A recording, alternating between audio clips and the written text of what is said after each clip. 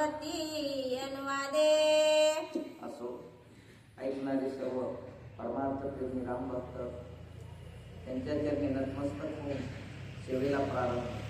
सेवे लागी सेवक झालो तुमच्या लागलो निज चरणा. आहो स्वामी तुकया देवा यावरी न करावा आव्यर. सर्व मंगल मांगल्ये शिवे सर्वार्थ साधिके.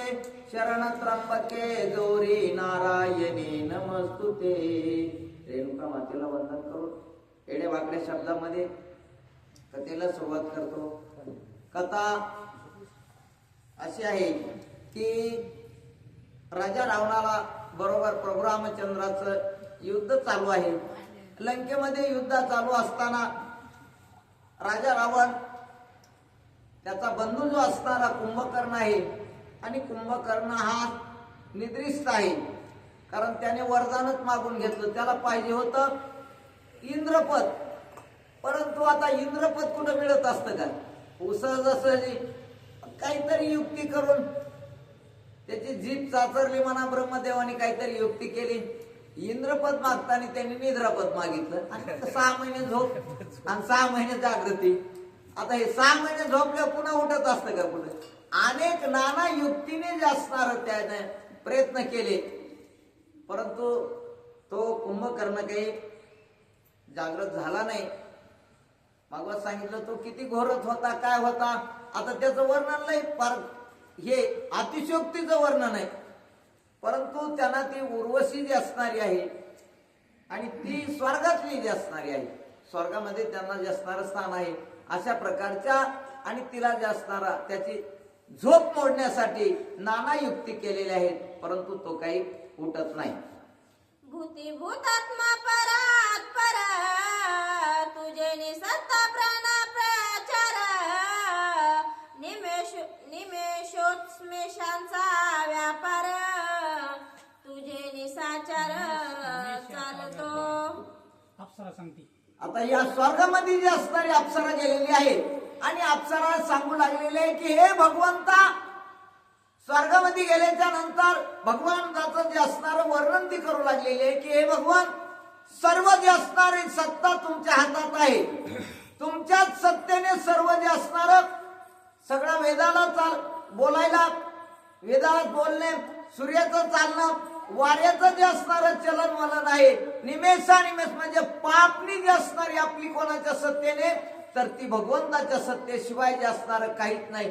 हे सर्व जे असणारा कर्ता अकृतम कृतम अकृतम अन्यथा कृतम शक्ती जी असणारी भगवान तुमच्याकडे आहे, अशी अप्सरा जी असणारी वर्णन करू लागलेली आहे. भूतिभूतात्मा तो वेदोक्त भूतास बाह्य तू भगवंत. तुझे भूते विदुक्त सदा वर्तात निज कर्मी. आणि मग या ठिकाणी जे असणार भगवंताची एवढी जी असणारी शक्ती आहे की चराचरामध्ये जे असणार, या भूतलावर जे असणारे प्रत्येक जे असणार भूत मात्र आहे, त्या भूत मात्राचं चलन वलन जे असणार भगवंताच्या सत्तेशिवाय चलत नाही. मग कुठलीही जे असणारा व्यापार असला किंवा व्यवहार असला, प्रत्येकाचं जे असणार मुंगीपासून जे असणार ब्रह्मदेवापर्यंत सगळं जे असणार, काही जी असणारी शक्ती जी असणारी आहे ती भगवंताच्या सत्तेशिवाय चालत नाही. म्हणून जी असणारी भगवंताची सत्ता जी असणारी किंवा त्याची शक्ती जी असणारी आगाध आहे. प्रत्येक भूत मात्रामध्ये जे असणारं भगवंताचं स्वरूप आहे आणि सगळ्याचा व्यवहार जे असणारा तो भगवंत चालवत आहे, अशी स्तुती ती अप्सरा करू लागलेली आहे. तू मनाच्या उन्मानना तू बुद्धीचे समाधी धना. तू अभिमानी निराभिमान चिंतास चिंतना तुझेनी. हे भगवान, तुमच्याकडे जे असणार प्रत्येकाच्या मनाचं उन्मन जे असणारी आहे, अवस्था जी असणारी आहे, ते तुमच्याच सत्तेशिवाय नाही. कारण तुम्ही जे असणारे असे आहेत की वेदात ही सगळं अवेद जे असणारे भगवंताच्या सत्तेने चालतात. कारण निर्मितीच जे असणारी तिथून असलेली आहे. सगळे शास्त्र जे असणारे आहेत त्यांचे जे असणारे, कारण त्या भगवंताचं स्वरूप जे असणार कोणालाही वर्णन करता आलं नाही, तर तुम्हा आम्हाला कसं करता येईल. परंतु ती असणारी अप्सरा होती. अप्सरा सांगू लागलेले की हे तुम्ही जे असणार आहे हे तुमची एवढी अगाध शक्ती आहे की सगळं जे असणारं काही जे असणारं कार्य आहे का हे सगळं तुमच्या सत्तेने चालत आहे. तू प्राणाचा निजा प्राणा, तू जीवाचा जीवापणा, प्रबोधवया कुंभकर्णा, कृपा संपूर्ण करावी. आणि अप्सरा त्या कुंभकर्णाला ज्या वेळेस जे असणारं जागृती करत होती आणि जागृतच होत नव्हता तो, मग तिला जी असणारी चिंता निर्माण झालेली होती की आता मी जर या कुंभकर्णाला नाही जाग करू शकले तर रावणाची सत्ता सगळ्या देवावर होती आणि मग आपली विटंबना केल्याशिवाय राहणार नाही. मग भगवंताला जे असणार प्रार्थना करू लागलेली आहे अप्सरा, हे भगवान तुम्ही कसे आहेत, सर्वस्व जे असणार तुम्ही आहात, सर्व जगाचं जे असणार चलन वलन तुमच्याकडे आहे, बुद्धीचे दाता तुम्हीच आहेत. मग मला काहीतरी जे असणारे अशा युक्तीने काहीतरी स्फुरण द्या, काहीतरी तुम्ही जे असणारी युक्ती प्रयुक्ती अशा प्रकारे काहीतरी सुचवा किंवा माझ्या बुद्धीला चालना द्या.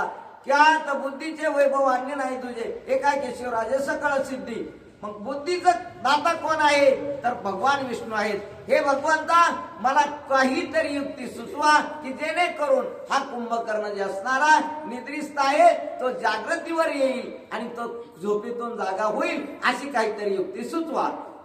प्रबोधोनी कुंभकर्णा, निवारावे माझे विग्रह, ऐसे ऐकता विज्ञापन, श्रीनारायण तुष्टला.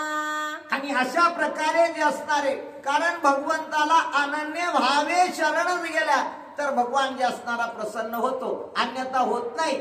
मग त्या ठिकाणी जी असणारी ती जी अप्सरा होती तिने सांगितलं की हे भगवंता तुम्ही मला काहीतरी अशी बुद्धी सुचवा की जेणेकरून कुंभकर्ण जे असणारा या झोपेतून उठण आणि माझ्यावरलं जे असणार हे विघ्न अरिष्ट आलेलं आहे याच्यापासून मी जे असणार दुरापस्त होईल आणि या संकटातून मी निर्विघ्नपणे पार पडेल, अशी काहीतरी जे असणार. का तर तुम्ही बुद्धीचे दाता आहोत, सगळी शक्ती तुमच्याकडे आहे. कुंभकर्णच काय, कोणाला झोपवायचंय आणि कोणाला उठवायचंय आणि कधी कोणाला इथून लावायचंय की ज्याच्या हातात आहे त्याला नारायण जे असणारा, कारण नराचा नारायण जे असणारा आणि तुम्ही असे नारायण आहात. तुम्ही माझ्यावर जे असणार उपकार किंवा मला जे असणार काही आशीर्वाद द्या, माझं हे जे असणार विघ्न आहे की जेणेकरून ते दूर होईल. प्रभु रामचंद्र भगवान की जय, हनुमान महाराज की जय, एकनाथ महाराज की जय, माता की जय. श्री गणेशाय नमः, श्री सीतारामचंद्राय नमः. अंतर्यामी श्री नारायणाय कथा उर्वशी गायन, चेतवी असुरांचा प्राण चेतना संपूर्ण चेतविरी. आणि मग अशा प्रकारे जे असणारे अनंत जे असणारी आळवणी जी असणारी भगवंताची नारायणाची केलेली आहे, हीच जी असणारी